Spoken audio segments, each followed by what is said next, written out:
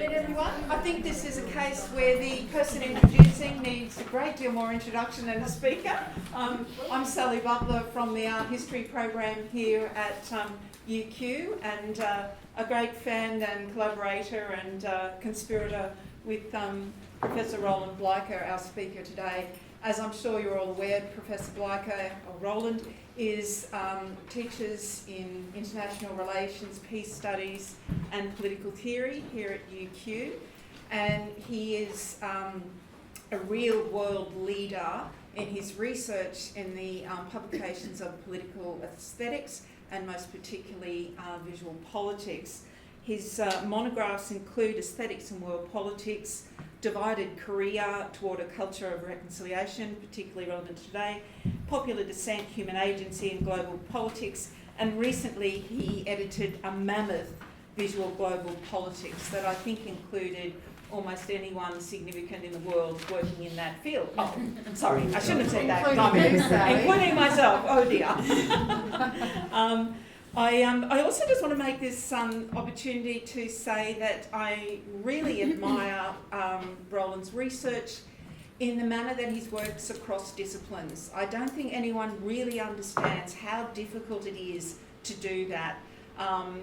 Working in art, media studies, communication studies, and political science, international relations, being able to cross those barriers are far more real when it comes to publications, to dealing with editors, dealing with university codes and fields of research, etc. You've got to be a real zealot to do it, and Roland is a true leader in that, and he is also one of the best mentors for early career researchers I've ever seen. So I just wanted to get that in. I know it's not at all relevant to what you're talking about today, but I really would like to say that.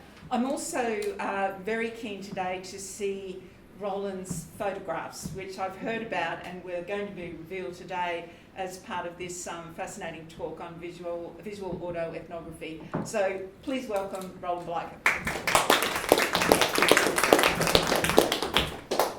Thank you so much, Sally, for this very generous introduction. And thank you everyone for coming along today at a time when everyone seems on holidays and venturing somewhere else. So I'm very pleased and very honored that you want to spend a few minutes with us today. I'll be presenting a fairly experimental paper today. It's an attempt to rethink questions of security in Korea through my own experience and through my own photographs. Now, I don't have to convince you that questions of security are crucial or important. We all know security matters in Korea, but I think I have to convince you that my own experiences matter in a scholarly way and that my own photographs can provide insights into Korea. I have to convince you of that all the more since my experience in Korea is 30 years ago. I spent 2 years there as a young Swiss Army officer in a commission that supervises the Armistice in Panmunjom. So that's the thing I have to convince you. Why should my experience from 30 years ago and my photographs from 30 years ago matter? I hope I'll speak for about half an hour to have enough time for discussions. I hope I can convince you of that. Let me talk a little bit about background. It started, I got an invitation from people who are editing a special issue of a journal, the European Journal of International Security, to do something wacko, crazy, experimental. So I thought, well, why not go back to my photographs from 30 years ago and try to do something.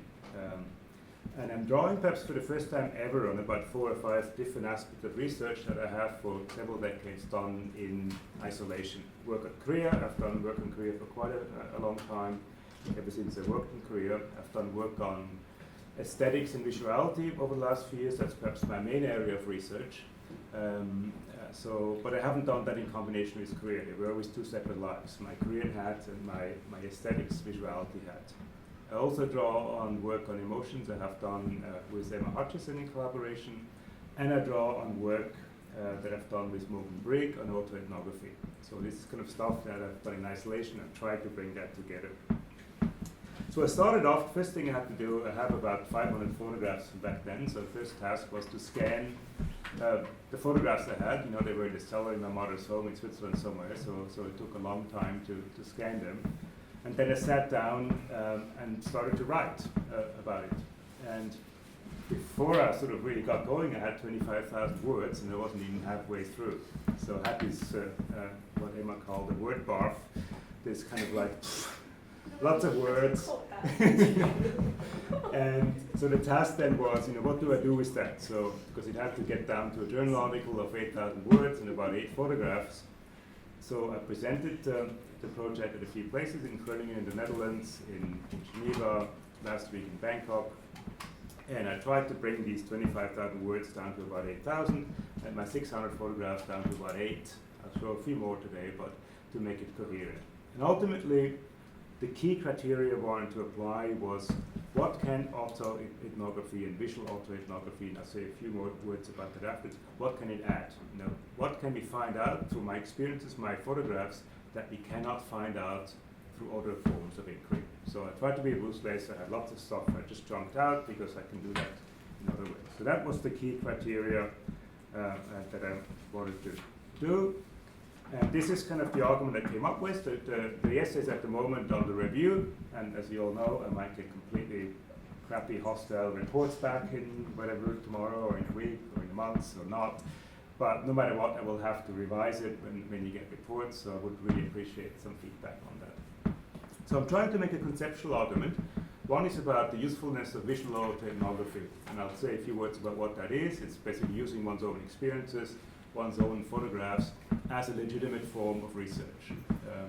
And one of the key challenges here is to avoid self-indulgence. You don't care about my experiences. They shouldn't matter in a scholarly way. They only matter if my experiences can add something to our understanding of the security dilemmas in Korea. Otherwise, it's just me rambling away about my stuff. And I guess what I'm trying to see is that my experiences don't necessarily add something more authentic, something that we cannot find out otherwise, but it's through my positionality that I think sometimes autoethnography can allow us to rethink certain issues. And here I draw on feminist research on positionality, Cynthia Enlow and a range of other scholars who have sort of shown how positionality can help us see power relationship that otherwise might be difficult to see. That's sort of the conceptual argument I want to make. And then I'll make two empirical arguments. One is both linked to what my experiences and photographs will show. One is about the extent to which militarized forms of masculinities transcend boundaries between North and South and sort of constrain in many ways how security policy is articulated, how solutions are found. So I'm going to elaborate a little bit on that. And the second aspect I'm going to second argument I'm going to elaborate is how it's really impossible to be objective in Korea. And I used that through my own experiences, and I want to see how that, the implications of that, of how we see North Korea, how we approach North Korea politically.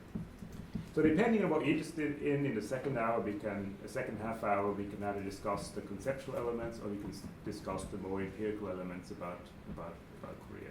But that's in essence the argument I'm trying to defend. So I'll walk you briefly through some of the early sections of the paper. I'll be very quick. Obviously there has to be a bit of background on the division of Korea at the end of the war in '53, the establishment of the DMZ across the 30 years parallel, the establishment of 2 separate states, and so on. So I'll keep that very short. Most of you would know enough about Korean history to get a sense of all that. Then I have a little bit about my own experience in Korea. And to be very brief, I spent 2 years there, 1986 to 1988, as a young Swiss Army officer in a commission that supervises the Armistice. The commission was established in 1953. It was meant to make sure that there's no weapons being introduced in the north and the south. There were 4 nations were established: Czechoslovakia and Poland in the north, and Sweden and Switzerland in the south. By the time I arrived initially there were about 180 Swiss. When I arrived, there were only 6 in '86, so 6 Swiss. I was chief of office. I had to deal with all the kind of organizational elements of it. And the purpose of the commission was mostly informal. At that time, in the mid-'80s, there was no contact between North and South at all. And we 6 Swiss and Swedes and Czechs and Poles were basically the only people able to travel between North and South Korea on a regular basis. So we sort of formed an informal link between North and South Korea to facilitate negotiations and some kind of dialogue when there was no interactions at all between North and South Korea. For me, it was fascinating living in the DMZ and traveling to North Korea, South Korea, back and forth, and that's why I've since then retained an interest in Korea. But that's sort of about my position, and the photographs, all the photographs here, they're all from photographs I took, and sort of the paper is an attempt to theorize that through that time, through these photographs. And one thing I have to again show is why 30-year-old photographs can tell us something about today. So now I have a section about autoethnography and visual autoethnography. When Morgan Brigg and I did some work on that, on basically attempts to validate the self as a source of insight. Often in social science, the self is written out of it. You know, we present data as if we as researchers have nothing to do with it. You know, as if the data is out there. You know, we're just presenting them objectively, and we're trying to argue that in any form of research, the self always plays a key role, because even if we do empirical research, statistics, we design our data, we establish our research protocols, and so on. And we go a step further to say one actually can draw on one's own research experiences to kind of rethink political dilemmas. And then I go a step further and use what I call visual autoethnography. And I draw here on a range of young and really interesting Finnish feminist researchers, Lineva Stapu, Sara Sarme, Susan Haas. They all do really, really interesting experimental work with visuals and autoethnographic research. This is the Swiss delegation in front of Kim Il-sung's birthplace in Gyeongdae in North Korea. So that's sort of what, and there's a lot more on that, but I'll keep that fairly short. So these sort of preparatory or early sections to justify the research. Then the next thing is just basically my first impression. Arriving in the DMZ, the first impression is very much a place that's completely sealed between North and South. This was the view of my bedroom window.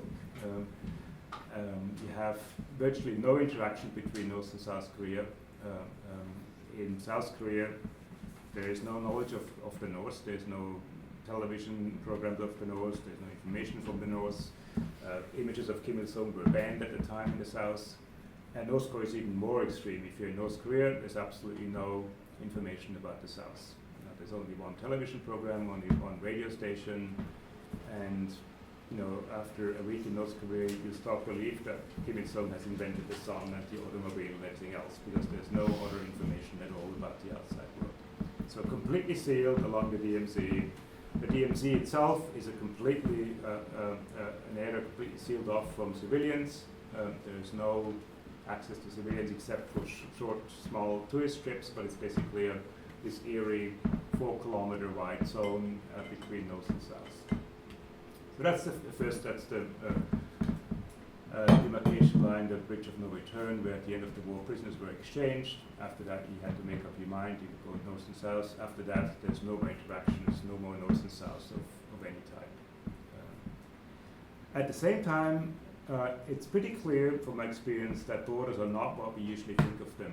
They're not on the map. If you look at the map, we see borders as kind of this line, this clear line.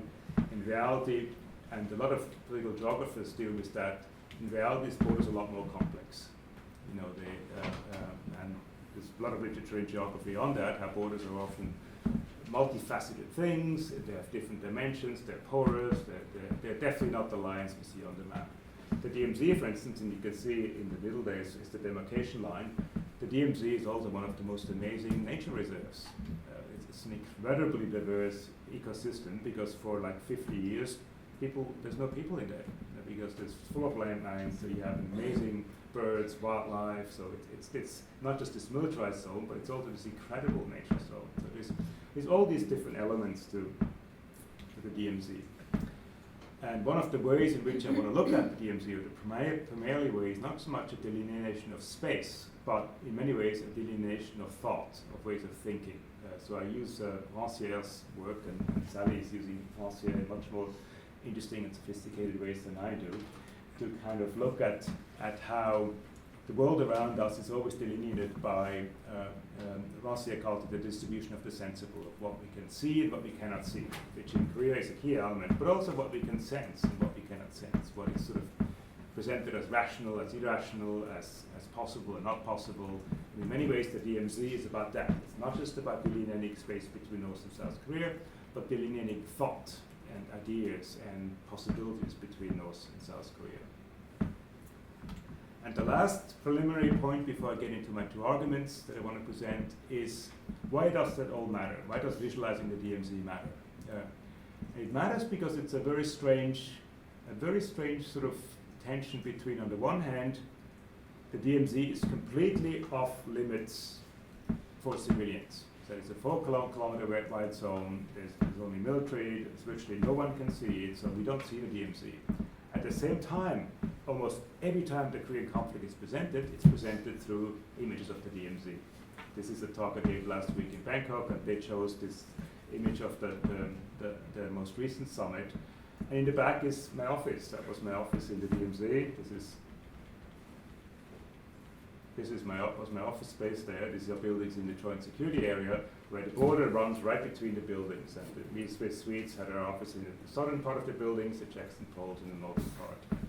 And when you see images of Korea symbolizing the conflict, you always see, or very often see, images in the JSA. So it's paradoxically that basically the conflict is visualized through a DMZ, but there's also a big part of invisibility through it. So it's that tension about what we see. And as we all know, images are always partial. They always show us certain things, but not other things. So there's always a politics to images.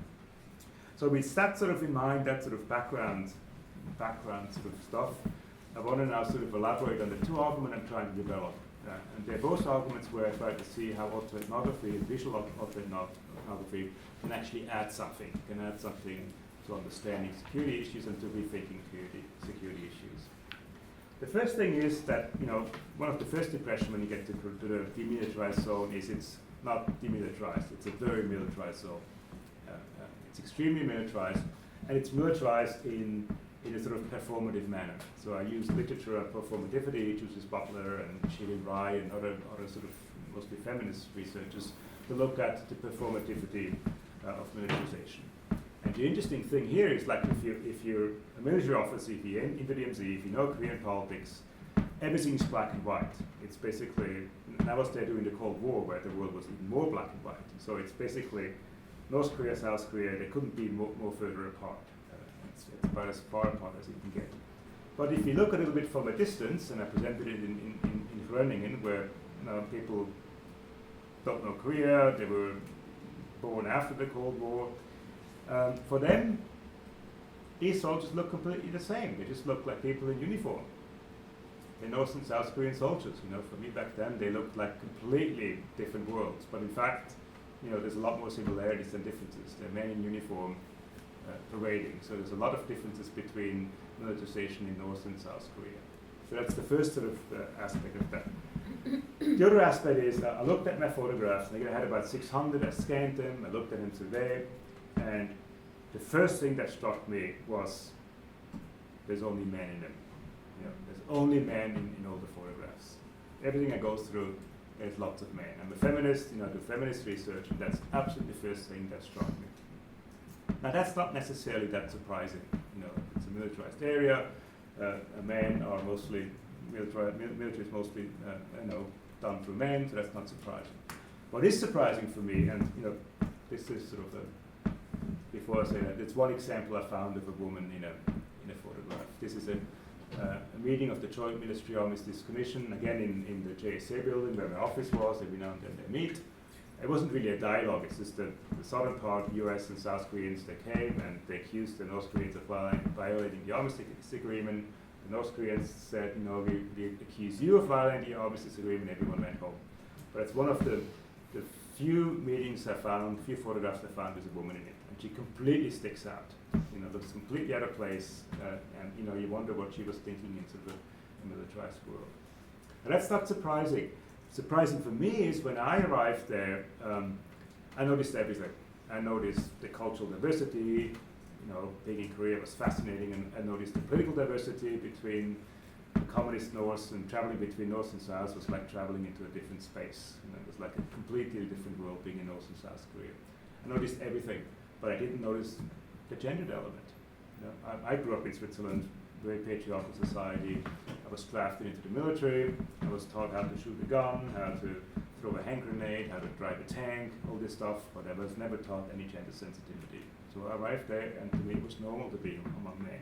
The absence of women didn't strike me. So I want to sort of then theorize what, through looking at these photographs from 30 years ago, what that does in terms of not just my own perceptions and how I changed and how I look at them, but how certain aspects of politics, in this case sort of the militarization of politics, how they can become so normalized that we don't notice them. Some of us don't notice them, that they become part of normalized life, so to speak. And that's one of the aspects in the context of Korean security that's striking. I think that's a huge problem, is that everything is militarized in North Korea and in South Korea. They're completely different, these two societies, but that's one aspect where they're absolutely strikingly similar.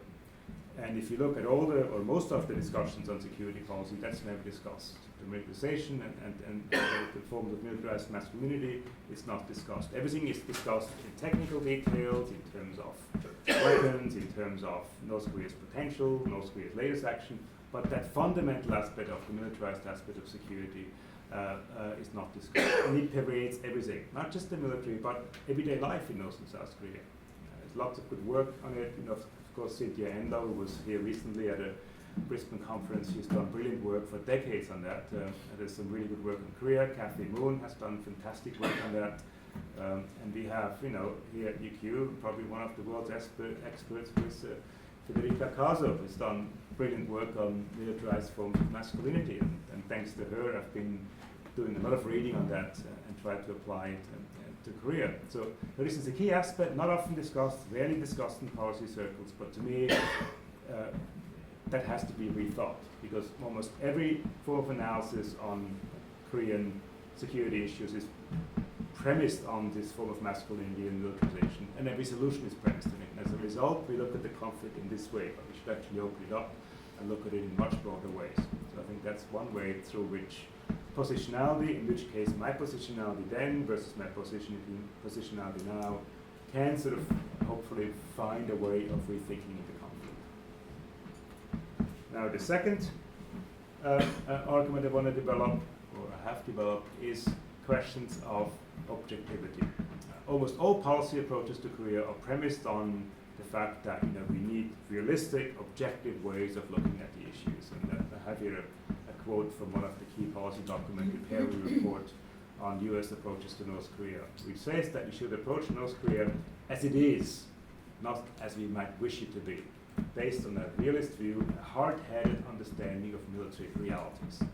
So very much has to be based on fact, not on perceptions.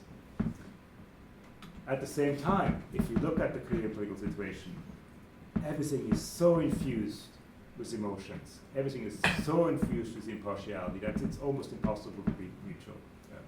When you enter into the DMZ, it becomes very militarized. And every sort of 100, 200 meters, there's a military post where a soldier will greet you. There's usually two forms of greetings. One of them is sort of, keep up the fire, sir. You know, that's like a discreet, keep up the fire, sir. You know, every 10 minutes. The other one is, in front of them all, sir. You know, in front of them all, meaning in front of all the communists. You know, be in front of the other. We have to defend the free world in front of communist danger. So everything is inside, outside. It's infused with a very, very deep level of emotions. And it's not at all about objectivity. It's about a deep sense of emotions about between self and other. And my book on Korea, about 10 years ago, tried to rethink the Korean security issues through an issue, through questions of identity, of self-other, rather than through geopolitics, ideology, but through questions of identity, which are very much articulated in emotional terms. So what I want to do here is use my own experiences to look at how impossible it is to be neutral. And I have here two photographs where I am on the one side with South Korean officers, on the other hand with North Korean officers, and look at that, and I can see I'm a lot more relaxed when I hang out with South Korean officers than when I hang out with North Korean officers. And that was my experience. I was meant to be neutral. I was part of the Neutral Nations Supervisory Commission. I was Swiss. I was meant to be neutral. And yet, when I was in South Korea, you know, everything was fascinating, different traveling, different cultural sphere. We lived in the U.S. Army. Why are you laughing? we lived in the U.S. Army base in Seoul. Everything was a bit different. I never lived in a U.S. Army base before, but it was my world. When I traveled to North Korea, it wasn't my world. It was a completely different world. Everything was so out of this world, I felt like, wow, this is being on a different planet. There's no way I could be neutral in the context of these two different worlds. So what I want to do with my photographs now, and this has basically the consequences of this is, the elephant in the room is North Korea.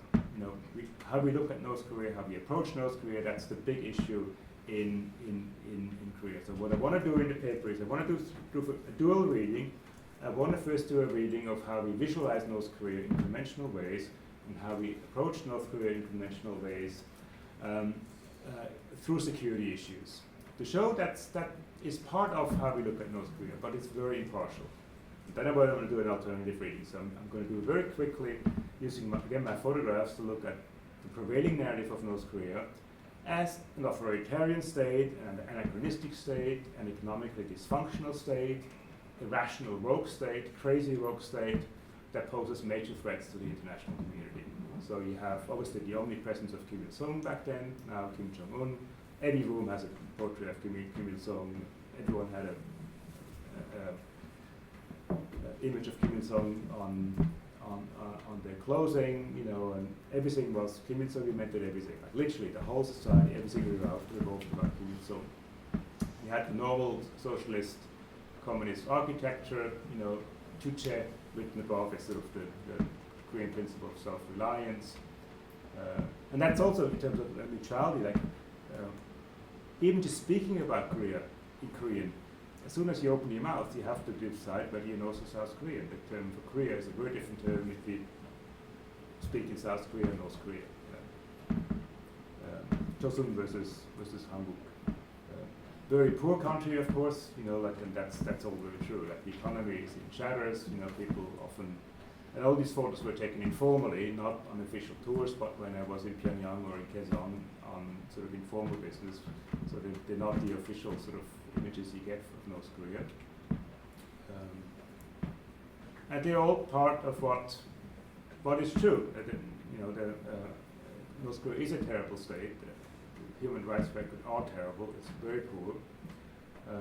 And that's all we see often. You know, I did an essay about a decade ago called "The Rogue is a Rogue is a Rogue," because we can really see North Korea only as a rogue, as irrational and as dangerous.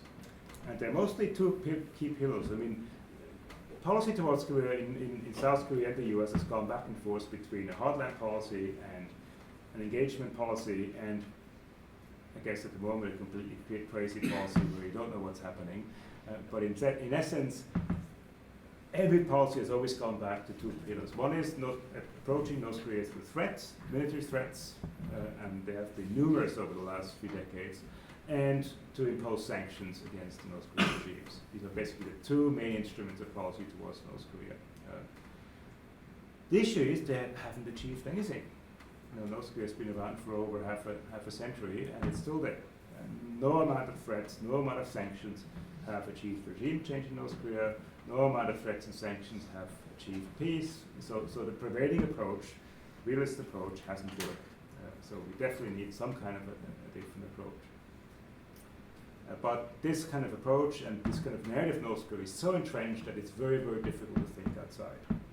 So I want to use my photographs to sort of to show that there's a different aspect of North Korea, different existence of North Korea, a more complex North Korea, that I think encourages or forces us to rethink what North Korea is and how we can approach North Korea critically. One is simply that North Korea isn't necessarily the place where everyone is crazy, mad, oppressed, but it's a place where people go about their work in an everyday way, like everywhere else. People make the best out of their world. You know, they go to work, they try to have fun. They try to, you know, there's kids. They try to play. They try to have fun aspects of life if they can. A very famous photographic essay on North Korea is called "The Land of No Smiles." You see this grim, terrible image of North Korea, but that's not everything. That's not the North Korea I experienced. I've experienced lots of smiles in North Korea of everyday people, no matter where you encounter them. That's an image of just everyday life. It's terrible, it's hardship, but people try to make the best of it. Our liaison officer people I met, they try to make the best of it. They're people like you and I and everyone else. They're not the evil lovers. In South Korean textbooks, children who are growing up in South Korea, they literally thought North Koreans had horns. They were devils, and then, when they see images of North Koreans, they say, well, they don't have any horns. They just look like you and I. So there's a very, very deeply entrenched North-South divide. So what that sort of, I think, necessitates from us, I think, as policymakers or as scholars, is we have to imagine how the world looks like for North Korea. We have to make an effort to see, what does it look like to be in North Korea from a decision maker's perspective. And if you look at that, there's a few sort of issues you have to take into account. One of them, it's a tiny, small country. It's poor, and it's surrounded by enemies, by a major superpower, the US.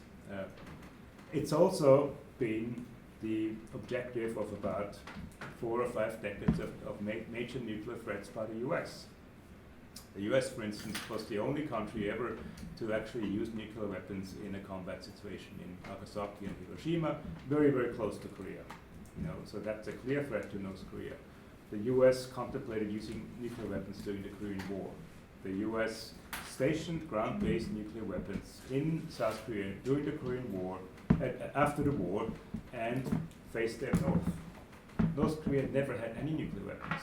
Neither China nor the Soviet Union ever stationed nuclear weapons in North Korea. The US did so in South Korea. They were withdrawn at some point, but there were subsequently lots of nuclear threats during the Bush Jr. Period. North Korea was singled out as one of 3 rogue states that were part of an axis of evil and were explicitly threatened with preemptive nuclear attacks. Trump did so too early in his presidency, before he declared Kim Jong-un was his best friend. He basically threatened to annihilate North Korea if they do anything. So North Korea has been the subject of nuclear threats by the most powerful nation in the world for decades. What would you do if you were in that situation? The logical thing to do is to develop your own nuclear weapons as a deterrent. If Kissinger were the foreign minister of North Korea, I'm sure that's what he would have advised. You need a deterrent, and no better deterrent than nuclear weapons. So North Korea is not crazy, it's not irrational, it does something very rational that's pretty much along the same line of thinking that Western nations do. But it's the same line of militarized masculinity thinking than the West does, that nuclear weapons are deterrent, they help you basically safeguard your country. And the simple fact that North Korea survives, tiny country, poor, surrounded by hostile nations, is remarkable and testifies that they're not crazy, they're actually extremely smart in surviving in a hostile world. All this is not to justify North Korea, not to justify its human rights record, but to understand what its thinking is, and to understand what its rationale is, and to understand how to approach it. So these are, I'm going to wrap up since I said I'm brief. So these are sort of the key points I wanted to make. I wanted to find a way to rethink Korean security through my photographs, through my experiences, validate in some sense visual autoethnography as a research method, and make these 2 points about the prevalence of militarized masculinity and about the impossibility of being objective. And to say, if you want to rethink Korean security, we need to see beyond militarized forms of security, and we need to see beyond a reductionist understanding of North Korea as a crazy, evil, rogue state. And there's a lot of literature coming out that looks at North Korea in much more complex ways, but it hasn't entered policy circles. I've identified some challenges I still have, and again, I'm probably going to get some referee reports that are going to crucify me pretty soon. But I have to be very clear, and I would appreciate feedback on that. What exactly is it that auto-visual analysis can add? How do I avoid being self-indulgent? Again, you don't care about my experience in North Korea. You want to know about how does it help us rethink Korean security. I want to make more out of the time factor, that these photographs are 30 years old, and how can that help me? relating it to my own change over 30 years and how this change can help us rethink questions of positionality and so on.